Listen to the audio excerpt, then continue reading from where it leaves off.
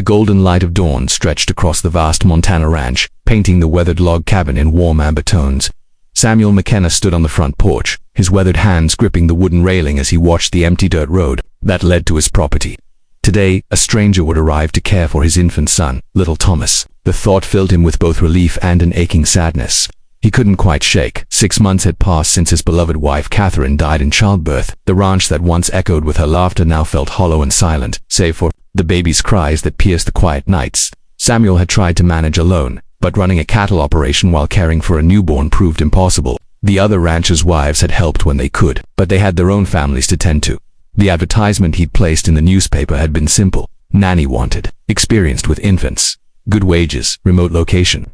Only one person had responded, the woman named Emma, who wrote in careful script that she had experience caring for children and needed the position urgently. Her letter had been brief, almost secretive, but her references were solid. Samuel adjusted his black vest and smoothed his dark hair, feeling awkward about meeting a stranger who would soon know his home's most intimate spaces. The morning breeze carried the scent of prairie grass and the distant lowing of cattle, familiar sounds that usually brought him comfort. Today, they only reminded him of how alone he truly was. A cloud of dust appeared on the horizon, growing larger as a wagon approached. Samuel's chest tightened. He'd been dreading this moment for weeks. Allowing a stranger into his home, into the space he'd shared with Catherine, felt like another small betrayal of her memory. The wagon drew closer, and Samuel could make out the figure of a woman in a simple brown dress, her hair pinned neatly beneath a modest bonnet. She sat straight-backed on the wagon seat, her hands steady on the reins. Something about her posture seemed familiar, though he couldn't place why. As the wagon pulled up to the cabin, the woman looked up at Samuel, and time seemed to stop. Her eyes were the same deep green as Catherine's, set in a face that bore an unmistakable resemblance to his late wife. But where Catherine had been soft and rounded, this woman was angular and serious. Where Catherine had always smiled, this woman's expression was guarded, almost fearful. "Mr. McKenna?" she asked, her voice carrying a slight tremor. "I'm Emma ... Emma Hartwell." Samuel's mind raced. Hartwell had been Catherine's maiden name. He stared at the woman, pieces of a puzzle slowly clicking into place. Catherine had mentioned her sister once, years ago, but said they'd lost touch after a family disagreement. She'd never spoken of her again. "You're Catherine's sister," Samuel said, his voice barely above a whisper. Emma's composure cracked slightly. She climbed down from the wagon, her movements careful and deliberate. "Yes," she admitted, not meeting his eyes. "I am." The silence stretched between them, filled with unspoken questions and the weight of grief.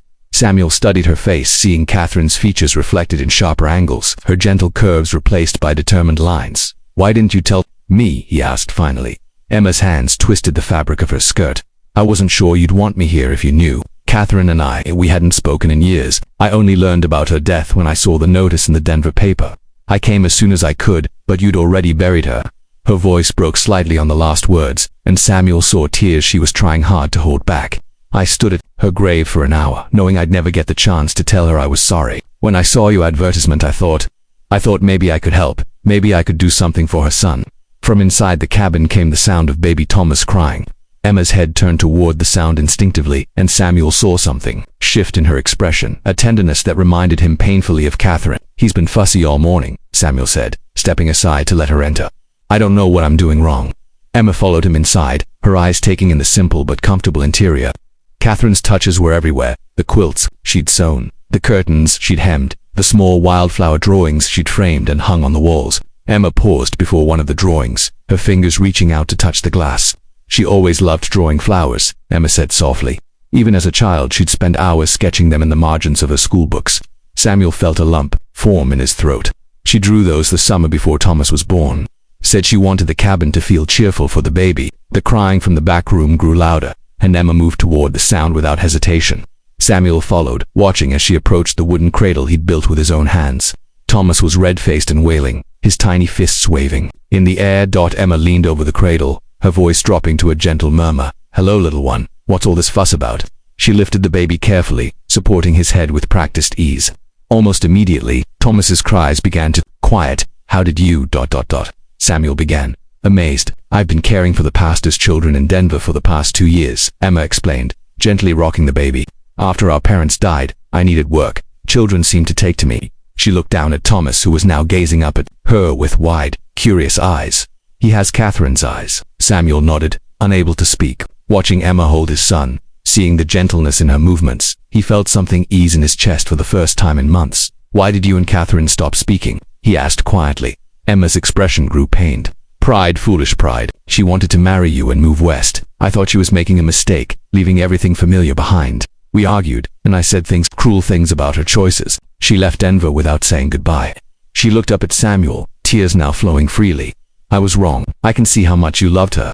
This place, this life you built together, it's beautiful. She was happy here, wasn't she? Yes, Samuel said, his own voice thick with emotion. She was very happy. Emma looked around the cabin again, then back at the baby in her arms. I know I can't replace her. I know I can't be the mother Thomas needs, but I can care for him. I can tell him stories about his mother as a little girl. I can help him know the family he comes from. Samuel studied her face, seeing not just Catherine's features but something else, a longing for belonging, for family, for the chance to heal old wounds. You're not a stranger, he said finally. You're Thomas's aunt, your family. Emma's smile was tremulous but genuine. I'd like that very much. As the sun climbed higher over the Montana landscape, filling the cabin with warm light, Samuel watched Emma settle into the rocking chair with Thomas. For the first time since Catherine's death, the cabin felt like a home again. Not the same as before, but something new, a place where love could grow from the ashes of loss, where family could be rebuilt from the fragments of the past. The empty road that had brought Emma to their door now seemed less like a path leading away from everything familiar, and more like a bridge connecting them to the future.